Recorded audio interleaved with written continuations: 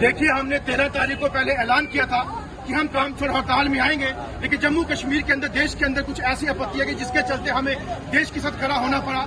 और उसके साथ साथ हमने 13 तारीख के बाद जैसे हालात सुधरे, उसके बाद हमने फैसला किया हमारी ऑल दिल्ली जम्मू कश्मीर संघर्ष समिति की तरफ से कि हम आने वाले 3 जून को जो है काम छोड़ हड़ताल पे जाएंगे। और यहाँ पे जो है जितने भी हमारे साथ मालिक हम चौकीदार हैं, आशा वर्कर हैं, मिड डे मील कुक हैं, सीपीओ वर्कर्स हैं, हमारे लैंड ओनर्स हैं, ये तमाम साथी जो हमारे हैं, ये आज के बाद आपके के माध्यम से बोलता हूँ काम छोड़ हड़ताल पे है। और हर डिस्ट्रिक्ट, हर तहसील के अंदर आज के बाद काम छोड़ हड़ताल है। और उसके बाद वहां पे जाके हर प्रदर्शन करने होंगे।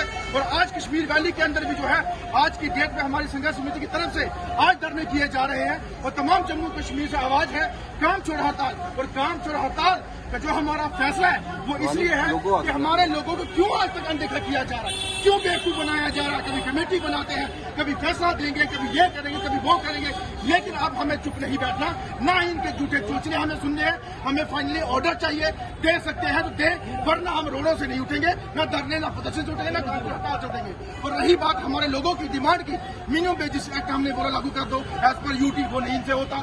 रेगुलेशन पॉलिसी कर दो, रिटायरमेंट पॉलिसी दे दो। और लैंड ओनर बेचारे काफी लंबे समय से परेशान है, जमीनें देके, अपने घरों की मालिकाना हकूक देके उनको ना कंपनसेशन दिया, ना नौकरी की दी। और हम चाहते हैं कि अगर ऐसा हुआ तो हम किसी को ना काम करने देंगे वहां पे, ना खुद करेंगे। ये काम छोड़ हड़ताल पे आज से कंटिन्यू हम बैठेंगे जब तक हमारा इंसाफ नहीं।